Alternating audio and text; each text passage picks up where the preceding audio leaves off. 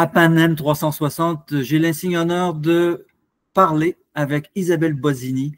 Isabelle est violoncelliste, fondatrice, directrice artistique du Quatuor Bozzini, mais aussi porte-parole de Québec Musique Parallèle, qui est un festival itinérant qui répand la bonne nouvelle des musiques actuelles, contemporaines, appelez-les comme vous voudrez, des musiques d'aujourd'hui qui sont composées par des gens de très haut niveau, que ce soit en musique écrite ou en improvisation. Bonjour Isabelle. Bonjour Alain. Alors, parlons d'abord de Québec Musique Parallèle, qui est un phénomène qui existe depuis un moment, mais qui est peu connu, qui gagne à être connu. En région, peut-être que je sais qu'à Rimouski, par exemple, on en parle pas mal avec Éric Normand, mais grosso modo, sur le territoire québécois, on connaît peu Québec Musique Parallèle. Oui, c'est bien évidemment, bon, on n'est jamais prophète en son pays. C'est une initiative, là, c'est la 4e édition, en fait, cette année. C'était, dans le fond, une initiative qui concrétisait des échanges et des discussions qui avaient déjà lieu, justement, entre Rimouski, Éric Normand à tour de bras, et tous les gens qui gravitaient autour de lui. Il y avait des discussions avec le SEM au Saguenay déjà, il y avait des discussions avec les gens à Québec, Musique Podaire et A27 Musique Nouvelle. Évidemment, il y avait des discussions aussi avec des organisations à Montréal, le Vivier, et des producteurs, les productions Super Musique. Il y a eu des discussions avec différents ensembles. La question étant, on en parlait un peu tout à l'heure, il y a un foisonnement incroyable de créateurs assez champ gauche au Québec qui s'exportent beaucoup et qui travaillent un peu partout, qui sont vraiment productifs. Il y a des enregistrements intéressants, il y a des shows fantastiques. Et c'est un coin de notre création artistique québécoise qui n'a pas été... je ne sais pas, on est beaucoup à l'international, on parle de nous à l'extérieur, mais ici, ça a été plus difficile disons, de planter notre clou puis de percer à travers quand même un foisonnement artistique généralisé dans toutes les disciplines, on va le dire. Il y a beaucoup de talent artistique au Québec, on le sait. Maintenant, qu'est-ce qu'on fait avec ça? C'était, en temps de pandémie, évidemment, on commençait à se demander, est-ce qu'on va un jour retraverser la frontière? Est-ce qu'on va un jour retrouver nos lieux de diffusion en Europe en particulier, aux États-Unis un peu aussi? Donc, on se disait, bon, c'est l'occasion ou jamais, c'est le temps pour nous de vraiment prendre la route au Québec, prendre notre bâton de pèlerin, aller voir les gens, aller directement, aller dans les salles. Il y a beaucoup de petites salles, de galeries, de bars.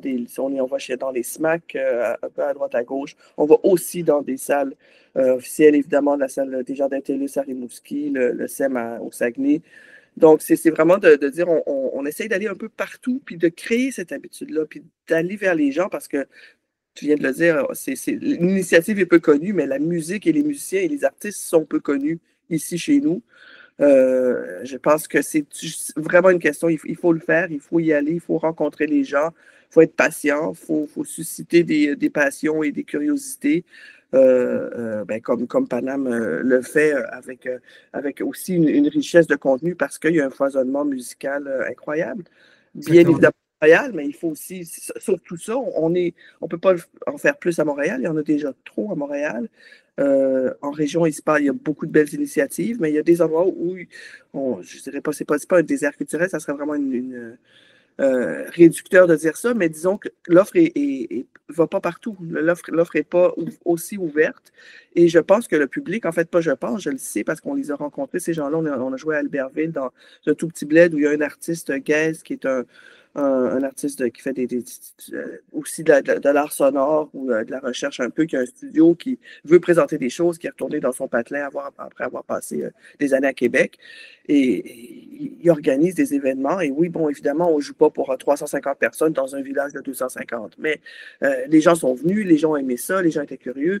Donc, c'est quelque chose à développer chez nous parce que c'est quelque chose qu'on n'a pas fait. Parce que, bon, les sous ne sont pas là, les salles étaient plus ou moins au rendez-vous. Les diffuseurs en arrachent de toute façon.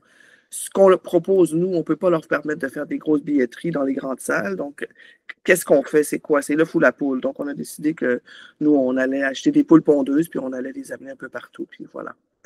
Et quel est le résultat? Bon, tu nous as parlé d'une intervention dans un un village carrément.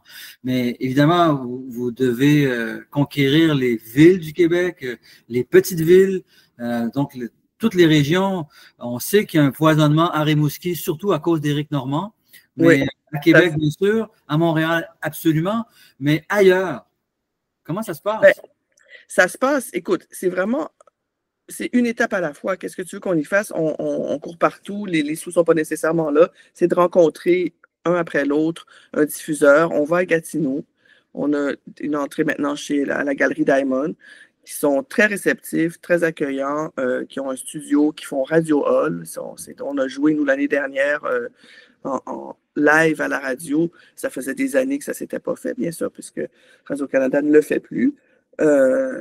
C'était une expérience fantastique. Il y avait un public qui était là, qui s'était déplacé. Moi, je pense que c'est une question vraiment de temps et de créer des habitudes. Et après, évidemment, on ne peut pas aller dans toutes les villes, puis je ne peux pas parler à tout le monde dans une année, ni même Éric qui parle à beaucoup de monde, ne peut pas parler à tout le monde dans une année. Donc, et puis, bien, même chose, Guillaume Thibert à Chicoutimi. Donc, il y a un peu Oui, bien sûr, j'avais oublié de mentionner Chicoutimi, Saguenay. À ouais. Saguenay, dans cette région aussi, il y a un foisonnement. Puis, bon, le SEM, ça a pris une grande expansion. Il y a un très beau lieu maintenant. Donc, je pense, là aussi, c'est pas un diffuseur depuis très longtemps, mais c'est très prometteur. Et je pense que c'est vraiment en créant ces initiatives-là, on est allé aussi, bon, je parle de petites salles puis de SMAC, mais on a aussi joué dans 3 conservatoires dans les 4 dernières années. Donc, vraiment, on essaie de semer un peu partout. Et puis, c'est quelque chose qui doit se faire à moyen terme. Évidemment, là, il y a encore des liens à tisser avec les communautés pour dire, OK, on va vraiment aussi dans un musée, on va vraiment aussi dans un centre communautaire. C'est des choses qu'on n'est pas encore arrivé à vraiment implanter, mais c'est comme un pas à la fois. On avance, en fait. On a pu vraiment essayer toutes sortes de choses. Puis il y a des choses qui marchent très bien, d'autres un peu moins. Puis bon, c'est Mhm. bien évidemment. Il y a déjà eu des programmes qui ont été présentés, l'ensemble TESS à Gatineau, mercredi. Il y a eu aussi lieu quelque part sur la map à Rimouski, mercredi également. Et ce week-end, évidemment, le Quatuor Bosini fait un triplé, un programme triple. Tout à fait, puis c'est vraiment une proposition, c'est une proposition très champ gauche, là, en fin de semaine à la Chapelle Scène Contemporaine. En fait, c'est en codiffusion avec le Vivier. Nous, on joue une soirée, mais il y a 3 propositions. Ce soir, il y a ce qui reste quand la peau se détache du corps. Quatuor Bosini joue Sarah Davachi, qu'on connaît bien, qu'on a vu à Suoni per il Popolo dans toutes sortes d'événements d'avant-garde. Sarah Davachi, c'est un phénomène. En fait, c'est vraiment une artiste que j'aime beaucoup, qui a toute une démarche dans une simplicité, un calme dans ta musique.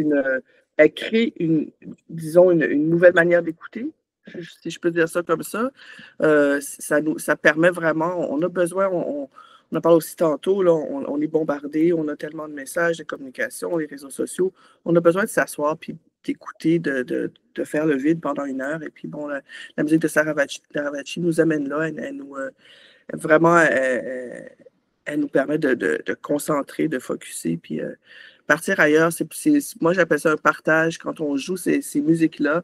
Bien sûr, on est des interprètes au niveau sur une scène, mais la question est plus un partage d'écoute avec le public. On est, nous aussi, dans cette expérience-là.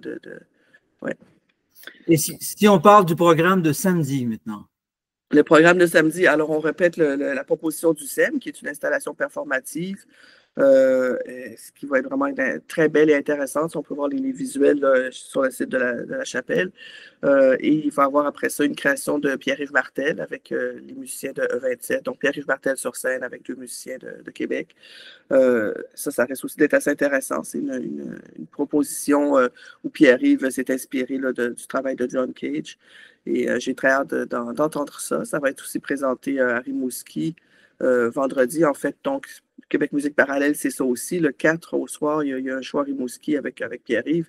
Il y a notre show donc ce soir au Théâtre-la-Chapelle. Demain, Pierre-Yves va être ici. Nous autres, on va être au Pantoum avec Éric Normand. Éric arrive à Montréal et va jouer à la Chapelle samedi avec Marc Ducret, Xavier Charles, Jean de Rome, Julie Houle, et je vais en oublier quelques-uns, c'est sûr. Tom Jacques, je crois, Clarisse Berriot, Éric Normand. Animal inquiet, ça s'appelle. Donc, ça va être une proposition assez intéressante qui est en résidence cette semaine à Rimouski. Et ça va être ça a lieu dimanche ou samedi? Ça a lieu dimanche, ça. Ça a lieu dimanche à 17h. Ça a lieu samedi à Québec. OK, d'accord. Donc, c'est vraiment. Oui, on fait c'est la fin de semaine. C'est intéressant parce que vous échangez les protagonistes. Alors, il y en a qui partent de Montréal, qui s'en vont en région. Il y en a qui partent de région, qui viennent à Montréal. C'est ça qu'on veut. On parle toujours de l'abandon des régions, mais pour que ça fonctionne avec les centres urbains, il faut qu'il y ait un échange constant et c'est ce que vous faites. Oui, c'est ce qu'on fait. C'est vraiment, il s'agit vraiment de l'échange puis la rencontre. C'est vraiment important pour nous. C'est de passer, oui, la création, on l'a fait chez nous, chacun dans nos hubs, on va dire. Bon, est-ce que c'est à la Coop Paradis ou est-ce que c'est au SEM ou est-ce que c'est ici à Montréal dans différentes salles avec le Vivier, etc. Mais c'est de se retrouver, puis justement, on n'est pas nécessairement les mêmes doubles plateaux. C'est aussi l'autre idée. On a QMP, c'est presque toujours des doubles plateaux, donc une proposition improvisée avec une proposition contemporaine, une proposition d'art audio avec une proposition d'improvisation. Donc, c'est ça, c'est aussi pour dire, OK, ben, il y a tout ça, voici tout ce qu'on fait. Il y en a pour les fous et pour les fins, et puis on a envie de vous le partager.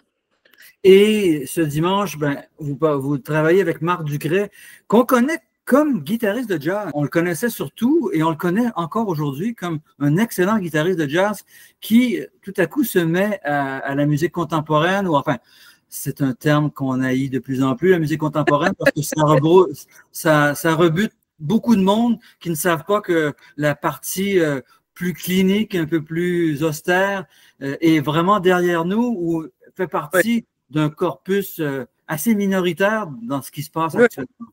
Oui, tout à fait. C'est vrai. Puis cette terminologie-là, on se cherche encore. Après, on parle des musiques nouvelles, mais c'est sûr que ça s'entre-pollinise avec différents styles.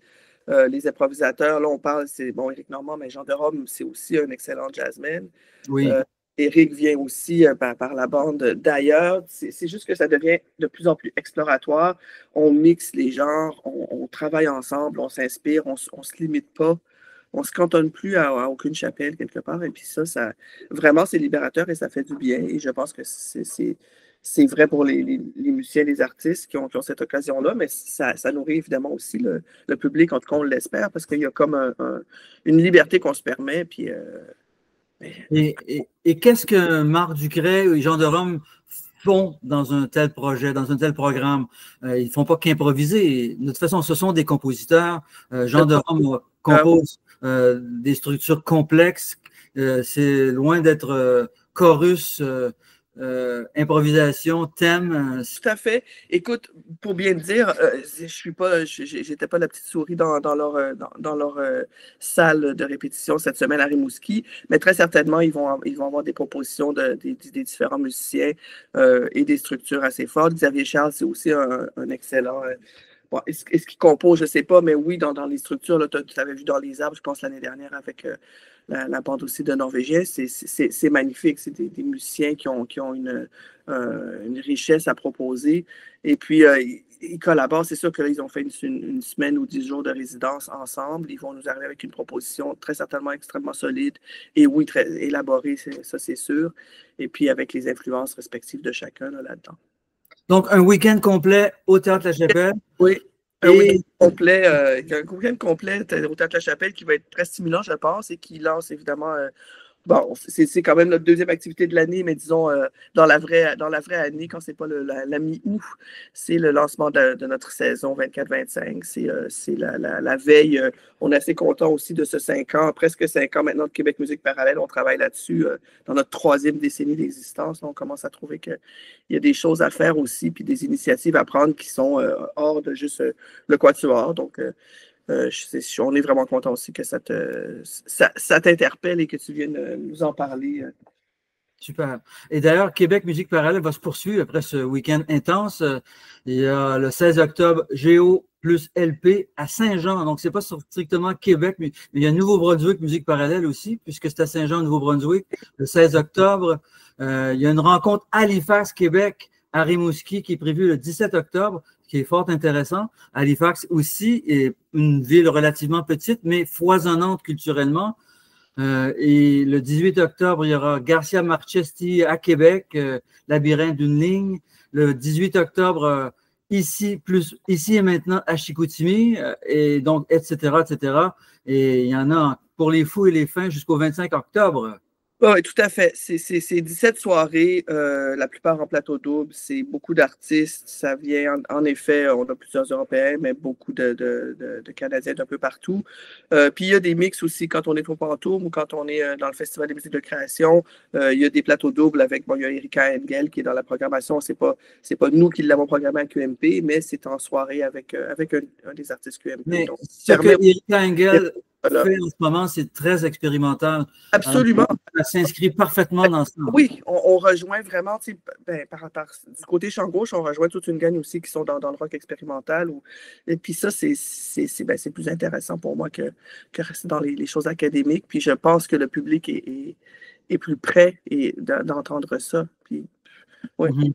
Il y aura Géo et LP donc à Fredericton le 20 octobre et ça se termine vendredi 25 octobre. Et donc, avec Marie Obamsawin, qui est une contrebassiste qu'on a vue quelques fois à Montréal, qui est très jazz, en fait. Ça peut avoir avec la musique de tradition européenne. C'est du jazz avec une inflexion autochtone et aussi quelques ouvertures sur le jazz contemporain. Donc, évidemment, par ricochet à la musique contemporaine. Okay. Voilà. Ben voilà, ben merci Alain Brunet. Et puis, je vous invite à aller dans une salle près de chez vous. Alors, est-ce que c'est au Saguenay? Est-ce que c'est dans le bas du fleuve? Est-ce que c'est à Montréal, à Gatineau, au Nouveau-Brunswick, comme tu nous disais? S'il y a des propositions de Québec Musique Parallèle et ça continue. Excellent. Isabelle Bozzini, du Quatuor Bozzini, évidemment. Merci beaucoup. Bon week-end de concert intense. Oui, merci Alain Brunet. À la prochaine. Au revoir. Au revoir.